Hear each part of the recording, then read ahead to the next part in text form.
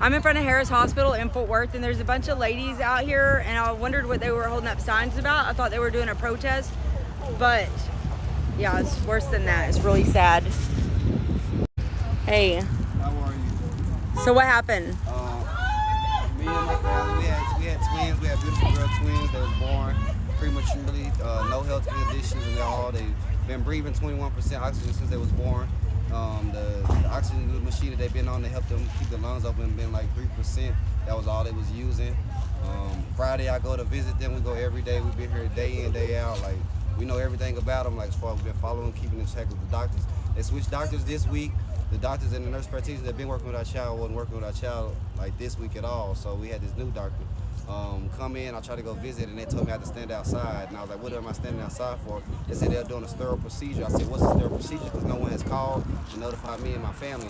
They asked me to just be patient and be calm down. I need to calm down. I was like, I am being calm. Because they're keeping you from seeing your twin babies. Yeah, but the woman was talking about one baby. So I said, okay, well, I have two. I should be able to see the other one. She said, no, the nurses and them are doing something. I said, well, you need to send someone out here to give me a better explanation because no one's called to notify me and the mother. So 10 minutes go by, she come out and she was like, Dad, your baby had a upset stomach earlier, and when I went to her bedside at 8 o'clock, I noticed that she did kind of seem pale. She was pale, but the vitals seemed okay to me. She said at 11:30 I went to check again. At 11:30 I also noticed that she was pale again. She said, so I then notified my superiors. I asked her, I said, this nurse name is Blanca P. The nurse that was working on my child at the time, her name is Blanca P. She said she came in and this is how she found her. So I asked her, what changed at 11:30 that made you go notify your superiors if you had the same symptoms and the same signs at 8 o'clock? She said, well, I've been a mother at the NICU, so she said I didn't think that was alarm. I said, how is a pale baby not a sign of an emergency? How is a pale baby not a sign of an alarm? She said, well, I think I made the right decision as far as what I decided to go tell my superior. I said, you don't get paid to think. So she said, I need to call my boss. So the lady came, which is Sandra Simpson. Sandra Simpson came in. I asked her numerous questions. Every question I asked her, she deflected on. She kept telling me, any more questions, any more questions.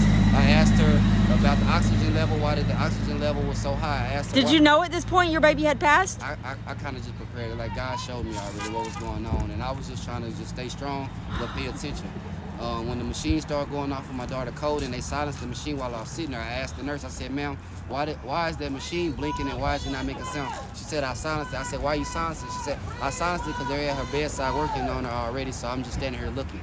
But at the time she was coding. When she was coding, they told us that me and the grandmother would have to move to the side and get out the way. I asked her why we have to leave out. Like, we're not leaving, we're not going nowhere. So we stepped to the side. In the midst of that, they started intubating my child and stuff. I asked her, you haven't got none of this permission, and they was trying to cover it up. In the midst of that, I left to go get the mom so the mom could see my child before everything kind of went bad. The nurse was like, hey, I think this is the time mom should be here. So I was like, you could have said that an hour ago when I first got here and asking questions, but you displayed this to the mom as if nothing was no sign of an emergency. So we was never in the sense of like we needed to be alarmed. But me paying attention and just being a little bit medically inclined, it made sense to say something isn't right, so I began to ask questions. Every question was like I needed to be quiet. When I asked Dr. Simpson, like, what is the operation procedures? If this is like, what is my other options at this moment? She said, well, we can't operate because she just wouldn't make it. She's like, her heart wouldn't make it, she wouldn't do it. She's already under the stress. I said, how is she already under some type of stress when you're just now telling us that this just happened? It doesn't add up. And it takes a pale baby. A baby goes pale after death. In the sense of signs we're going to die. A pale baby, it takes 15 to 30 minutes to go pale. When I came back at 7 p.m. that night, they was doing an emergency, like CPR, they was doing a procedure. But they told me that they was been doing this for 30 minutes. No one still has called us since we left the facility. To tell y'all that there's something serious going on. During the medical records, their medical records also are fraudulent at this facility. At Harris Hospital, downtown Fort Worth. Downtown Fort Worth. I received some of my medical records that's on the phone and on my chart. I had them received. When I looked at my chart, there's doctors and nurses that are on here that were not present at that day. When asked upon why is your name on this paper or were you here today, I was told that I was not here, I was not present. Can you please explain to me how your name's on this paper? I said, because that is a forfeiture. That is fraudulent. I was informed that that can happen. I said, that's unacceptable. You cannot happen because I can't get on this computer myself. I'm so sorry, y'all. I don't even have the words. I'm a twin mom, and I lost my son last year, and I'm so sorry for y'all. I'm so And my heart goes out to Can I give y'all. you a hug? Yes, can I give you a hug? I was gonna ask the same thing. I'm so sorry for y'all, and I'm gonna pray for y'all. Thank you so much. Thank you. What is y'all's name? My name is Kenneth, and my fiance name is Samaria. Kenneth and Samaria? Samaria. Okay. All right, y'all take your other baby home? We're trying to get her moved.